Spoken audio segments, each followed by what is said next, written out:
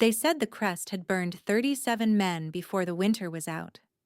They said it had scarred a high lord's palm to the bone, blistered the hand of the king's own steward until the skin came away in strips, and that even the pack healers kept their distance from it, wrapping the thing in oiled linen and iron tongs when they moved it, never letting skin touch its surface.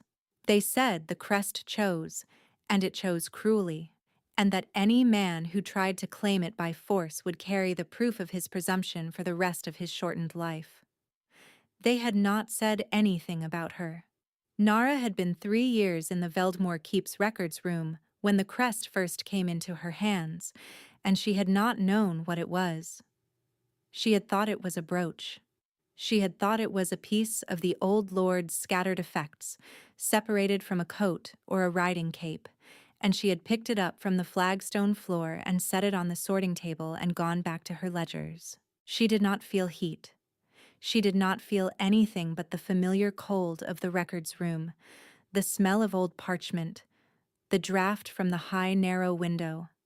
It was only when the steward, Erdan, came to collect the morning's itemized inventory and saw the Crest sitting unguarded on the table that he had gone the color of old ash and demanded to know who had touched it. She had raised her hand. She remembered the silence that followed. The way Erdan's mouth had worked without producing sound. The way the two keep guards with him had stepped backward. She had not understood it then. She understood it now, standing before the packed assembly in the Veldmore Great Hall, with the Crest on the table between her and the most dangerous man alive, and still she had not answered the question of what she was. If you stay, stay close. There is more to this story than the burns. The year was the 437th since the Lichen Compact was signed in iron and blood at the foot of the Severance Mountains, and the winter of that year was the coldest in living memory. The great hall of Veldmore Keep held 300 souls on the night of the Compact Feast, and Nara Aldfen stood behind the record-keeper's bench at the hall's far end, where she had stood for 3 years, her pen in hand, her ledger open, noting names and tribute amounts as they were called in from the floor. She was not the kind of woman men noticed.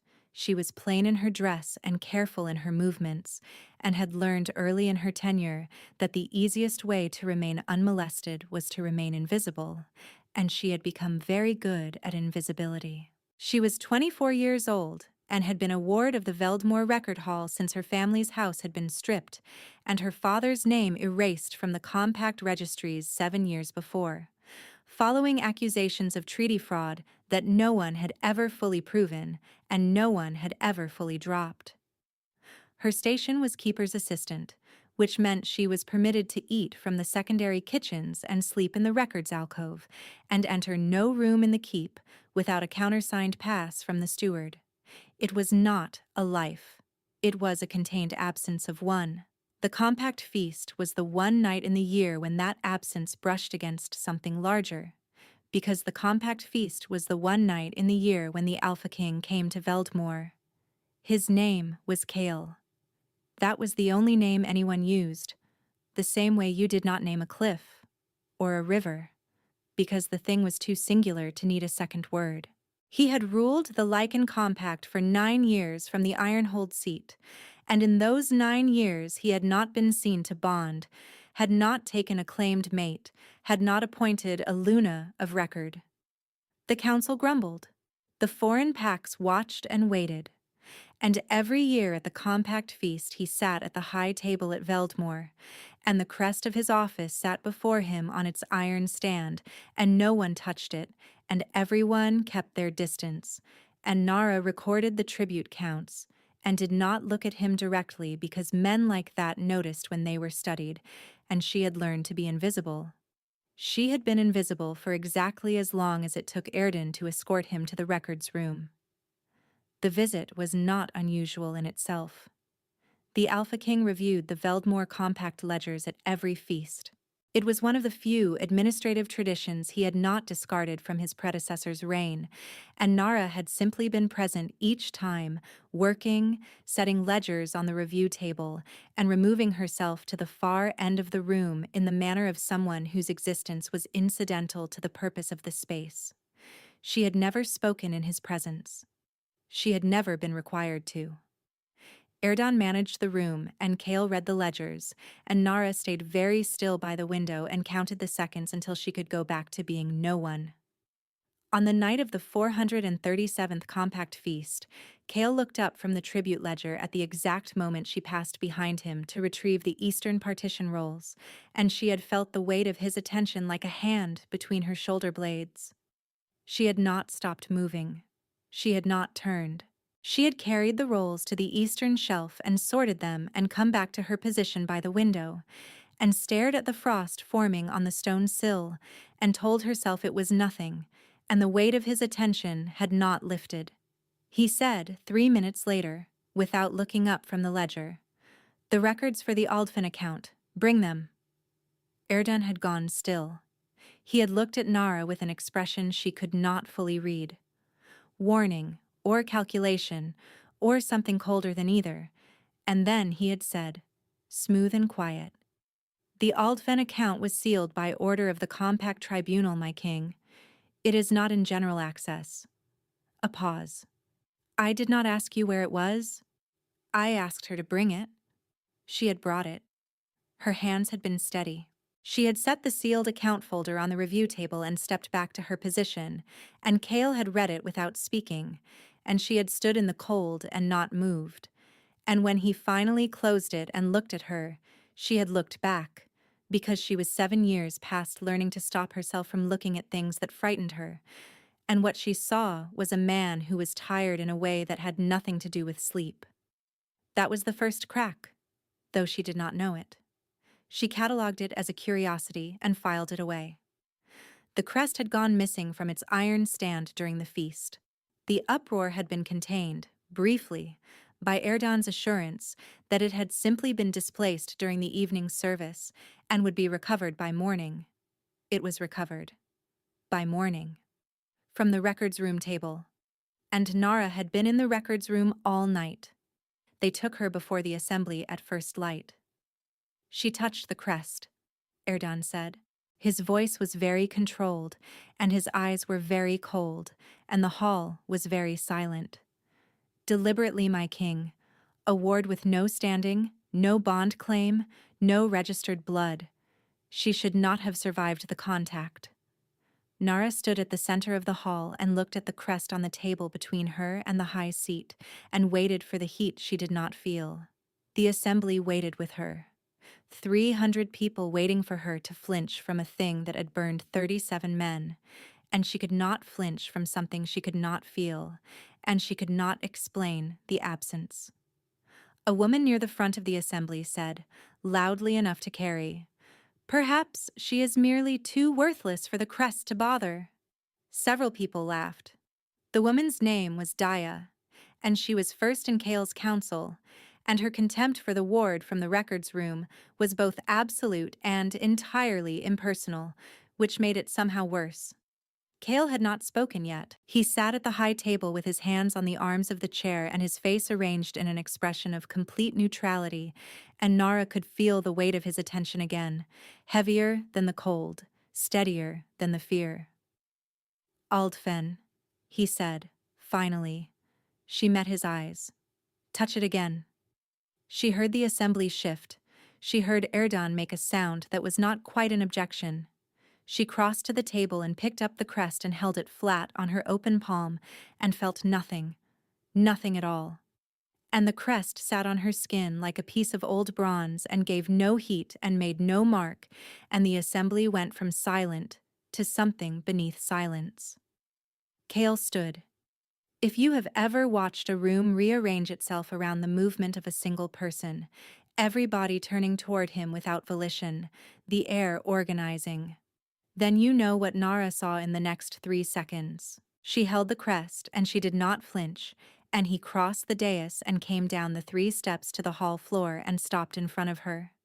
close enough that she could see the old pale scar that cut across his jaw from ear to chin, close enough that she caught a trace of cedar smoke and cold iron, and his attention fell on her face like weight.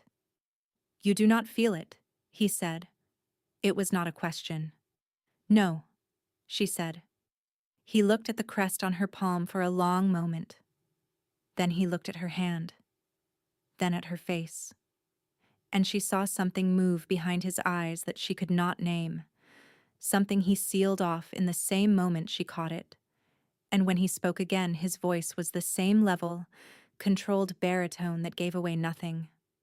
"She is not to be removed from the keep," he said, and it was addressed to Erdan and to the room, and to no one in particular. "She is not to be transferred, dismissed, or charged. She is to continue her work." He turned back to the high table. Erdan said, soft and precise and perfectly measured, "On whose authority, my king? She is a ward of the compact tribunal's ruling. She cannot be granted protections outside that ruling without a counter-order, and a counter-order requires cause." Kale stopped walking. He did not turn around. "The crest is cause," he said. He left the hall. The assembly stood in his wake and looked at Nara, and she looked back at them and set the crest carefully on the table and went back to the records room and sat at her bench and told herself that this changed nothing, and she almost believed it. She should tell you what she noticed, because she noticed things the way a woman who has learned to be invisible learns to notice things, quietly, completely, without letting the noticing reach her face. She noticed that Erdan watched her differently after that morning. She noticed that the keep guards, who had previously been indifferent to her presence in the corridors, now tracked her movements with the careful neutrality of men who had been given instructions. She noticed that the records room received a new iron latch from the outside, which she had not requested. She noticed that her food came from the primary kitchens. She noticed, at the end of the 4th day, that Kale had not left. He was supposed to leave the morning after the compact feast. He had always left the morning after the compact feast. Instead, he was in the keep, and she knew this not because she saw him, but because she felt the particular quality of the air when he was in the same building, a pressure she could not account for, a warmth at the center of her chest that had no physical source. She told herself it was the change in routine. She told herself it was heightened anxiety following the assembly confrontation. She told herself a great many things that the warmth at the center of her chest did not believe. On the 6th day, he came to the records room alone. She did not hear him at the door. She only knew he was there because the warmth sharpened suddenly into something close to pain, and she looked up from the eastern partition rolls, and he was standing in the doorway with his arms at his sides and the old scar on his jaw, and the expression of a man who has walked a long distance and is not certain he has arrived in the right place. "The Aldfen Tribunal records," he said. "I read them in full." She waited. "Your father was not guilty of the fraud charge. The evidence was fabricated by 3 members of the Compact Council, 2 of whom are currently serving on my advisory body." A pause. "I have been building the case for 11 months. I needed confirmation of the mechanism. It was in your family's account, in the margin notation of the 4th ledger, in a hand that matches Erdan's notation style exactly, and that predates the charge by 6 weeks. She heard each word arrive separately, as if the air between them was thick. "You have known," she said carefully, "for 11 months. I have known the outline. I needed the proof in a form that could not be sealed or suppressed by the council. The account ledger is a compact document. It cannot be suppressed. I needed it accessed by someone without compact standing, so the access itself could not be contested as politically motivated." He stopped. Something shifted in his face. "I did not know it would be you." The warmth at the center of her chest pulled very hard in one direction, and she looked at the ledger in front of her and did not follow it. "You used my access," she said. "Yes. I could have been charged with tampering. I could have been removed, or imprisoned, or sent to the tribunal for a second ruling. Yes. You left me no protection except your word to the assembly. Yes. The word landed in the silence like a stone, and she heard the shape of what he was not saying, that he had weighed her risk against his purpose, and made the calculation, and that he was not going to dress it up as something cleaner. She said, "Were you going to tell me?" He was quiet for a long time. Long enough that she looked up. He was watching her with an attention that had moved past neutral into something she could not categorize, and when he finally spoke, his voice was 2 registers lower and not controlled at all. "No," he said. "I had not planned to. You were a ward with no standing in the records room, and I needed the ledger accessed, and that was what I permitted myself to think about." A pause. "And then you picked up the Crest." She put down her pen. The Crest was on the table beside the review ledgers, where it had rested since the morning of the assembly, and it had not burned anything and had not been touched since she set it down, and she looked at it now in the gray winter light and felt the warmth in her chest and said nothing. "I need you to understand what it means," he said, "that you can hold it.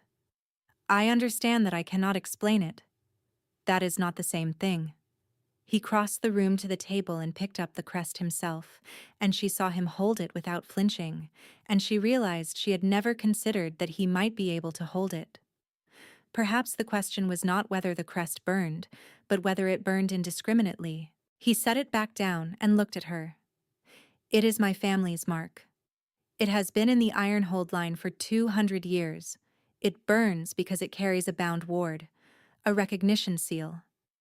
It was bound by my great-grandmother to the first king's mate, so that the Crest would know the correct claim." He stopped. "In 200 years it has burned everyone who has touched it." She heard what he was not saying. "Until me?" she said. "Until you." She looked at the Crest and then at her unburned hand and then at the wall, because looking at him was becoming difficult in a way she could not afford. The warmth in her chest was not confusion. She knew what it was. She had known what it was since the 6th day when it sharpened at his arrival, and she had filed it away under things she was not permitted to want, which was a very large file. "I am a ward," she said. "I have no standing. My family's name was struck from the compact registries. Even if the fraud charge is dismissed, we are not restorable to standing without a council vote, and your council is the same council that fabricated the charge." "I know. Your advisors will tell you this is a problem. They will tell me more than that." Something like dark amusement moved across his face for half a second and was gone. "Erdan has already begun preparing a brief against your continued presence in the keep. I expect it within the week." She looked at him fully then, because there was nothing else to do. "And?" He met her eyes. He held them for a long time in the way of a man who is deciding something he has already decided and is only now allowing himself to acknowledge it. "And I intend to be prepared," he said, and left. She understood, with some part of herself that had been trained by 7 years of invisibility into a kind of animal acuity, that the week he had given her was not a week of waiting. It was a week of assembly. He was building something, and he was doing it quietly, the way a man who understands leverage builds things, and the Crest on the records room table sat in the winter light and did not burn and was not moved, and she went back to work. Erdan brought the brief on the 5th day. He brought it personally, which told her something, and he brought it with the 2 members of the Compact Council who had fabricated the fraud charge, and were now, she understood, aware of what Cale had found in the margins of the 4th ledger, which told her something else. They were not subtle about it. They had not needed to be subtle for many years. "The ward's access to compact documents is unauthorized," Erdan said. He was looking at a point 3 inches above her head, which was how he had always looked at her, as if she was an obstacle in a doorway rather than a person in a room. "The review ledgers are restricted to compact standing members. Her use of them constitutes a chargeable interference. There is also the matter of the Crest. He paused. An unanswered matter. If she is unable to produce an explanation, the tribunal will produce one for her. One of the council members said it flatly. The simplest explanation is dark working. A bound ward can be broken by someone with the right knowledge. It is a known mechanism. If the girl has been in contact with outside elements who know the Ironhold seal, the Crest response becomes explicable without supernatural license. Dark working.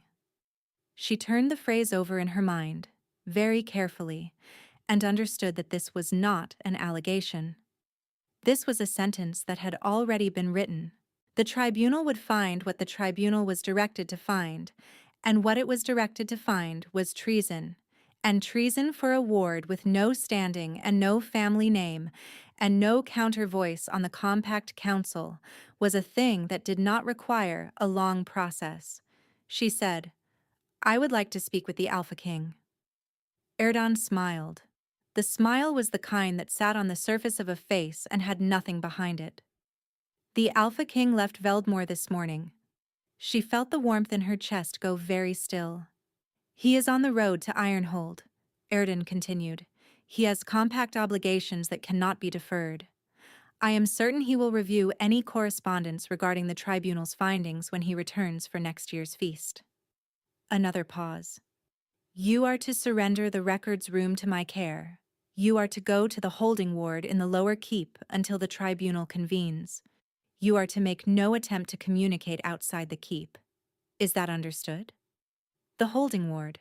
She knew what the holding ward meant for a woman with no standing and no name, and a council that had already decided.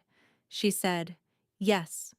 She said it because she needed them to believe she was cooperating, and because she needed the next 2 hours. The warmth in her chest was not gone, because the warmth in her chest was not gone. It was very still and very concentrated, the way fire gets when you pull the air from a room, and she had spent 7 years learning to work in the cold. She was permitted to retrieve personal items before escort to the lower keep. She retrieved 3 things: her pen, the Eastern Partition rolls, and the 4th ledger with Erdan's margin notation dated 6 weeks before the fraud charge, which she had carefully transcribed onto a second sheet in her own hand and inserted between the partition rolls where it would not be obvious. She also took the Crest from the records room table, which was either brave or reckless and might end up being both. She did not go to the lower keep. She went to the stables, because the stables were outside the main keep structure, and because Vel, who kept the horses, was one of 3 people in Veldmore who had always treated her as someone whose existence was relevant, and because Vel had a compact messenger's pass and a fast horse, and owed her a debt from 2 winters back when she had covered his name in the tribute discrepancy ledger and said nothing. North Road, she said, and Vel did not ask questions, which was why she had covered his name in the ledger. She rode through the night. She rode with the Crest wrapped in her cloak against her chest, and the rolls under her arm and the cold pressing at her face like a hand, and she did not allow herself to think about the warmth that had gone still, and the man who had left without telling her, because he had a plan and she was part of it, and she had not been told again. And she told herself the anger was useful and to hold on to it. She had 12 hours before the tribunal would convene and discover she was not in the holding ward. She had perhaps 6 more after that before Erdan sent riders. The road to Ironhold was 4 days' ride. She had 1 horse and no winter provisions, and the cold was a living thing pressing at the edges of everything, and the Crest on her chest was warm, actually warm for the first time, a deep, steady warmth radiating through the wool of her cloak, and she pressed her hand against it and rode faster. She reached the first way station at dawn and traded the horse for a fresh one, using the messenger's pass. She did not sleep. She ate dried fruit from the station's supply cache and thought about the 4th ledger and what it meant in terms she could present to a compact court rather than a stacked tribunal, and the Crest stayed warm against her chest, and she had been riding for 9 hours when she crested a long rise in the North Road and saw the party of riders coming south at speed. She counted them. 12, at least. The lead rider was very large on a dark horse, and the pace was wrong for a diplomatic party. Too fast, too purposeful, and the crest against her chest went from warm to something that was almost not warmth at all, almost a word. And she stopped her horse in the road because there was nowhere to go and no reason to run. He pulled up 10 feet from her. The horse blew steam in the cold morning air, and Cale sat on it and looked at her with an expression she had not seen on his face before. Something stripped back to the frame of it, and she looked back at him and held her ground. "You did not go to the lower keep," he said. "You did not go to Ironhold," she said. A pause. The riders behind him fanned out slightly, not surrounding her, flanking her, protecting the approach at her back. The one she recognized as his second, a lean man named Breck, pulled up on her left and gave her a brief look that held strangely something like respect. "I left to give Erdan space to move," Cale said. "I needed him to make the tribunal threat openly, on record, before witnesses I placed in the keep before I left. I needed him to act." He stopped. "I did not expect you to act first. You were not going to tell me. I was going to come back before the tribunal convened. 6 hours is a very narrow margin. I am aware." Something in his face that was not quite an apology and was not quite anything else. "I calculated the risk."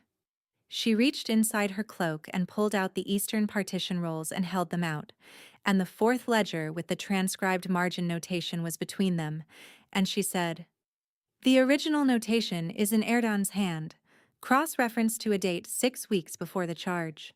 In the fourth ledger in the records room, I copied it. The tribunal will find the original because they will look. You need both." She paused. "You also need the crest." She pulled it from inside her cloak, and it was warm in her unburned hand, and she held it out to him, and he took it, and their fingers brushed. The barest contact, and the warmth between them was not in the crest.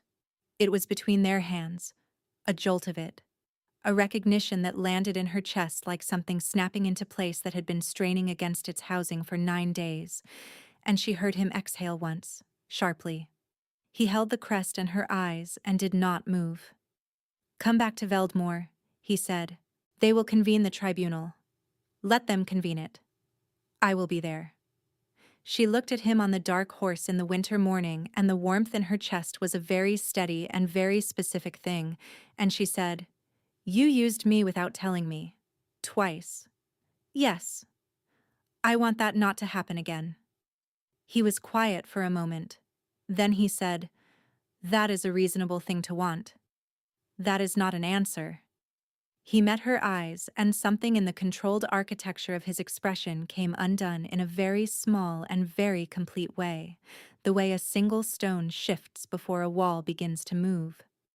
"No," he said, "it is not." And then, quieter, in a register she had not heard from him before, the voice stripped of its administrative purpose and left with only what remained. "I will tell you. Whatever I am building, I will tell you." She held his gaze for 3 more seconds, measuring the quality of the silence. Then she turned her horse. "Veldmore, then," she said. They rode back into the Veldmore Great Hall at the 3rd hour past noon, and the assembly that Erdan had called to witness the tribunal's convening looked at the door when the Alpha King entered, and then they looked at the woman beside him, and then they looked at the crest in his hand, and then they went very quiet. Erdan stood at the tribunal bench with 2 council members and the compact advocate, and a face that had been prepared for a particular outcome, and was now recalculating quickly, which was the most honest expression she had ever seen on him. Cale set the crest on the bench in front of Erdan and said, in the full baritone that carried to the back of the hall without effort, "The fourth ledger, the margin notation in the Eastern Partition account, dated 6 weeks before the fraud charge against the Aldfen family. In your hand." Erdan said, "The notation is a standard administrative mark. It has no evidentiary weight. The witnesses I left in this keep, Kale said, have a signed transcript of your instructions to the tribunal this morning. They also have a signed transcript of your instructions to the two council members here regarding the dark working allegation, which you outlined in the East Corridor before the assembly convened. He paused. I asked them to stay quiet until now. The room was so still that Nara could hear the frost on the high windows. Daya, from her position at the front of the assembly, said it without flinching. Even if the margin notation is Erdan's, the Crest question stands. The ward is unanswered. What she is, what it means, whether a compact court would accept any of this without the Ironhold Council's endorsement. She was not flustered. She was looking at Nara directly for the first time, measuring. The ward has no standing. A compact court requires standing for testimony to bind. She had known this was coming. She had thought about it for 9 hours on a cold road. She reached into the partition rolls and pulled the transcribed sheet and set it on the bench and said, "That is Erdan's notation, in my hand, verified against the original. I am a record keeper." In the Compact Charter, Article 9, a record keeper's transcript carries the same binding weight as the original document for the purpose of compact court proceedings, regardless of the transcriber's personal standing. She looked at Daya. I do not need standing for my transcript to bind. I need standing for my testimony. These are not the same thing. A pause. Daya said, "She is correct," in a voice that cost her something to produce. Erdan moved. Not toward the door, because he was not that kind of man, but toward the crest on the bench. A quick, controlled reach that a man makes when he has decided to destroy the single object that cannot speak for itself. Breck was faster. He caught Erdan's wrist and held it, and the sound of that catching was very small in a very large silence. Kale said, "Enough." The tribunal took 4 hours. At the end of it, Erdan and the two council members were detained under compact authority. The fraud charge against the Aldfen family was formally struck from the registries, and the compact advocate read the restoration of standing into the record while the assembly stood and watched. Daya did not speak again. She watched from the front of the room with her arms at her sides and her face arranged into the careful neutrality of a woman reassessing her position, which was its own kind of concession. When the advocate finished reading, the hall began to move, voices rising, the shift of bodies, the particular sound of 300 people processing a thing that had not gone as anyone expected. Kale crossed the hall to where Nara stood at the record-keeper's bench, where she had stood for 3 years, and he stopped in front of her, and the crest was in his hand again, and he held it out to her a second time, and she took it. And it was warm, and she was warm, and she did not look away. He lowered himself to one knee on the flagstones of the great hall in front of every person in the Veldmore Assembly, the Alpha King of the Lycan Compact, and the silence that fell was the complete silence of a world readjusting. "Nara Aldfen," he said, her name in his voice, in the public baritone, before every witness. "The Crest knows you. I have known you since the 6th day, when I looked up from a ledger and could not make myself look away." He held her gaze from the floor, one knee on cold stone, and none of it looked like effort. "I am asking you to stay, not as a ward, not as a record keeper, as the woman who held the crest where 37 men could not, and rode 9 hours through a winter night with evidence in her arms rather than wait to be managed." A pause. "I am done managing." She looked at him on the stone floor, and the crest was warm in her hand, warm and steady. And she thought of the warmth in her chest that had not left since the 6th day, even when she told it to. And she said, "You will tell me what you are building." "Always," he said. She offered him her free hand, and he took it and stood, and she felt the jolt of it again, the recognition, the thing that snapped into place. And this time she let it land. All of it, the full weight of it, settling into her chest like something that had been kept outside in the cold, finally allowed through the door. The assembly was very quiet. Then Breck, at the front of the hall, went to one knee. The two compact witnesses Cale had placed in the keep went to one knee. One, by ones and threes, and then by dozens, the assembly followed, until the great hall of Veldmore Keep held 300 people on their knees, and Nara Aldfen stood at the center of it, holding an unburned crest and a hand that was warm and scarred and did not let go. She looked out at the bowed heads and thought of 7 years, and a name struck from the registries and the cold of the records alcove and all the things she had learned to not want. And she did not say anything because there was nothing to say that the room had not already said.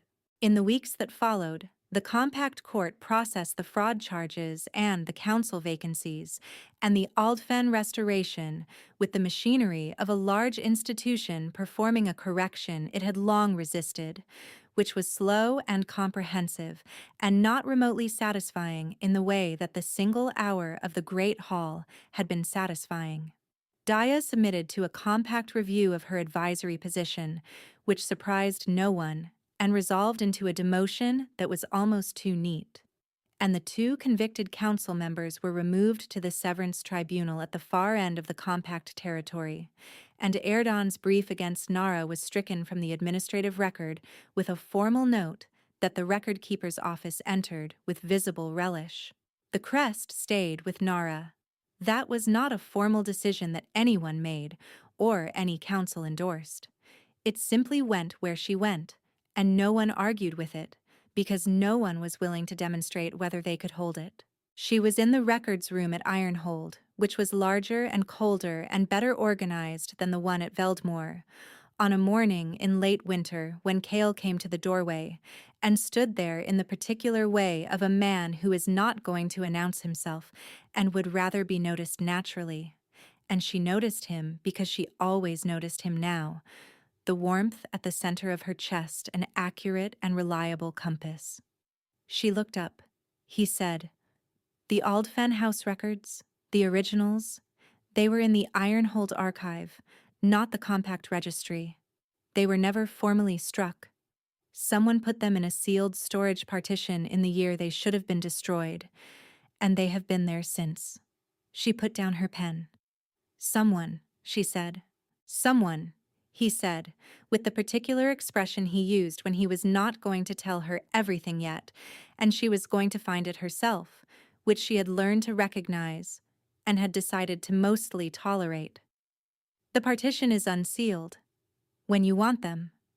She rose and crossed the room, and he stepped aside at the doorway to let her pass, and she passed very close, close enough for the cedar smoke and cold iron and the warmth between them that had no physical source, and she looked up at him and said, "You are building something.